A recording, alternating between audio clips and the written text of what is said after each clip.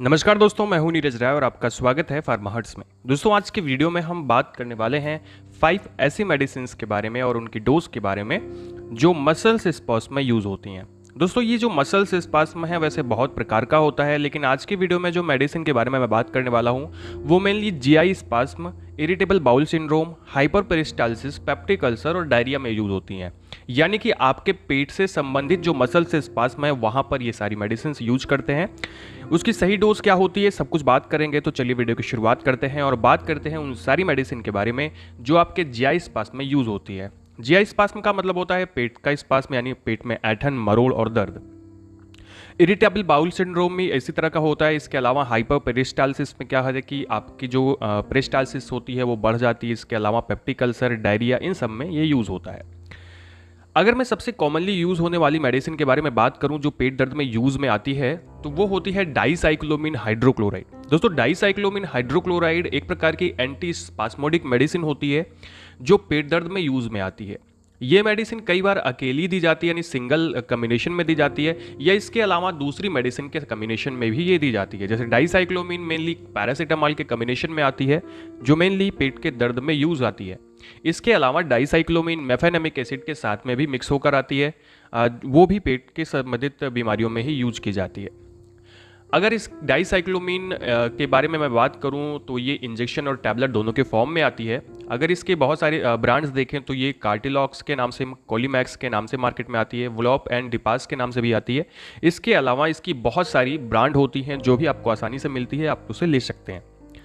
अब अगर बात करें इसकी डोज के बारे में तो एडल्ट के अंदर में डाइसाइक्लोमिन हाइड्रोक्लोराइड ओरली, यानी कि जो इसकी टैबलेट होती है वो 20 mg की दी जाती है, जो 3 से 4 बार आपको दी जा सकती है दिन में। खास करके ये 3 बार ही दी जाती है। इसके अलावा पेरेंटल यानी इंजेक्शन की बात करें तो इंजेक्शन जो है वो 20 mg का IM इंजेक्शन 4 से 6 घंटे के अंतराल पे पेशेंट को दिया जाता है।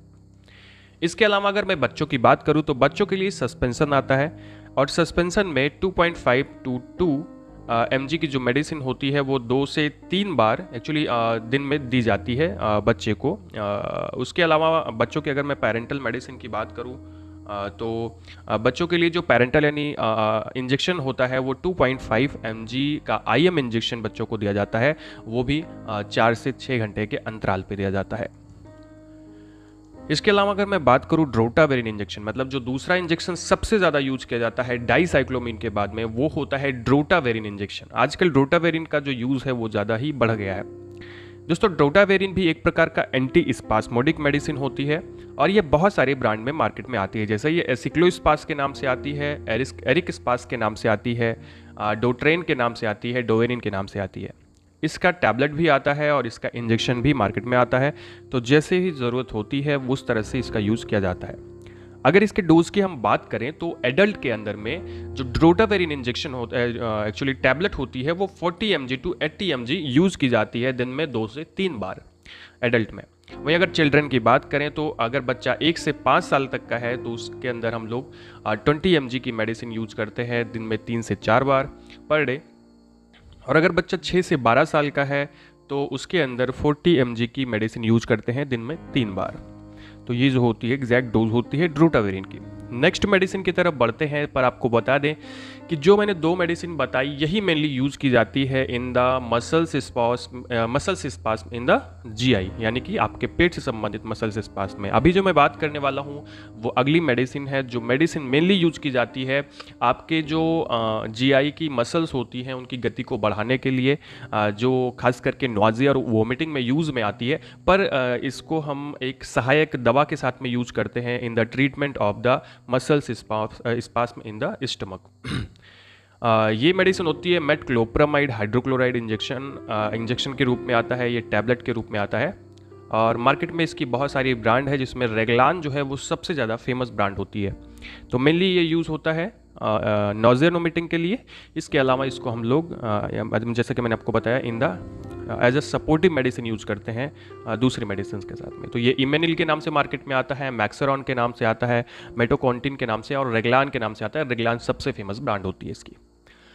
डोज की मैं बात करूं तो एडल्ट के अंदर में इसको हम लोग यूज़ करते हैं ओरली 10 mg दिन में 3 बार दी जाती है ये मेडिसिन। इसके अलावा चिल्ड्रन के लिए सस्पेंशन आता है जिसमें 0.5 mg पर केजी बॉडी वेट के हिसाब से उन्हें पर डे दिया जाता है दिन भर में 3 डिवाइडेड डोज के साथ में, यानी कि उसके वेट के हिसाब से आपको पूरी डोज निकालनी है, फिर उसे 3 से भाग देना है, फिर उसे सुबह दोपहर शाम चिल्ड्रन को आपको इसे देना होता है।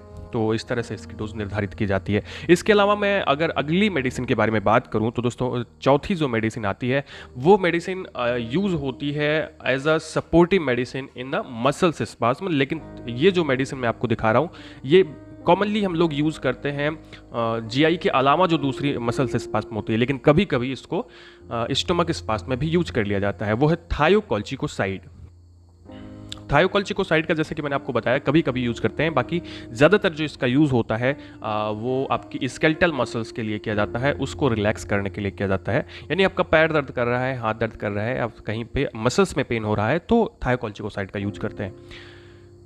तो ये मार्केट में आती है कॉल्चिको के नाम से, मायोरिल के नाम से, एसिविनिटी के नाम से, इसके अलावा एडपार के नाम से। थायोकोल्चिकोसाइड का मेनली खुद यूज़ नहीं करते, इसको दूसरे मेडिसिन के साथ कंबाइन करके यूज़ करते हैं, लाइक टोरिकॉक्सिब के साथ में या एसिक्लोफेनेक के साथ में, डाइक्लोफेनेक के साथ में, तब इसका काम ज़्यादा अच्छे से होता है। अब अगर इसकी डोज की मैं बात करूं तो ये एडल्ट के अंदर यूज़ में आती है। अगर ओरल मेडिसिन देखा जाए, मतलब इसकी जो टैबलेट होती है वो 4 to 8 mg की टैबलेट यूज करते हैं दिन में 1 या 2 बार। इसके अलावा पेरेंटल जो होती है वो 4 mg का IM इंजेक्शन, इंट्रामस्कुलर इंजेक्शन दिया जाता है पेशेंट में। तो ये थायोकोल्चिकोसाइड का होता है, चिल्ड्रन में इसको नहीं देते। नेक्स्ट और लास्ट के बारे में बात करूं तो ये एक ऐसी मेडिसिन है जो सबसे कम यूज की जाती है, लेकिन ये मसल्स स्पाज्म को ठीक करने के लिए एक बेहतर दवा होती है। दोस्तों ये है प्रोपैंथेलिन, जो मार्केट में बहुत ही कम यूज की जाती है, आपने शायद इसका नाम सुना हो। प्रोपैंथेलिन जो होती है वो भी एक प्रकार की मसल्स स्पाज्म को ठीक करने की दवा होती है, एंड ये मार्केट में कार्टिलॉक्स के नाम से आती है, कोलिमैक्स के नाम से आती है, वोलोपे डिपास के नाम से आती है। इसके अलावा भी हो सकता है इसकी कोई ब्रांड आती हो, आई डोंट नो, मुझे बहुत ज़्यादा इसके बारे में इतना नॉलेज नहीं है। बट अभी अगर मैं इसकी डोज के बारे में बात करूं तो ये जो मेडिसिन होती है ये एडल्ट में यूज़ की जाती है ओरली 15 mg दिन में 3 बार इसको यूज़ करते हैं, और ये भी बिफोर मील यूज़ की जाती है। इसके अलावा जो रात में इसको हम यूज़ करेंगे तो 30 mg की ये मेडिसिन यूज़ करेंगे। दोस्तों ये जो प्रोपैंथेलिन है ये मेनली यूज की जाती है आपके बॉडी के अंदर से अल्सर अगर है तो अल्सर को दूर करने के लिए, अल्सर की वजह से जो पेन होता है उसको ठीक करने के लिए ये दी जाती है। जो आपके स्टमक में या आपके कॉलन में जो भी अल्सर होता है उसको ठीक करने के लिए प्रोपैंथेलिन का यूज़ किया जाता है।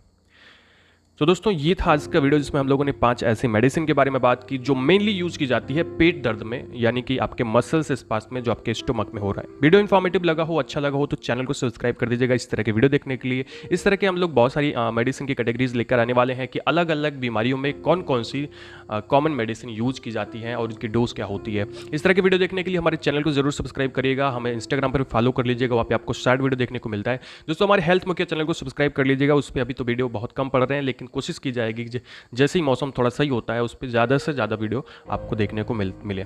तो दोस्तों पूरा वीडियो देखने के लिए बहुत बहुत धन्यवाद, मिलते हैं नेक्स्ट वीडियो में।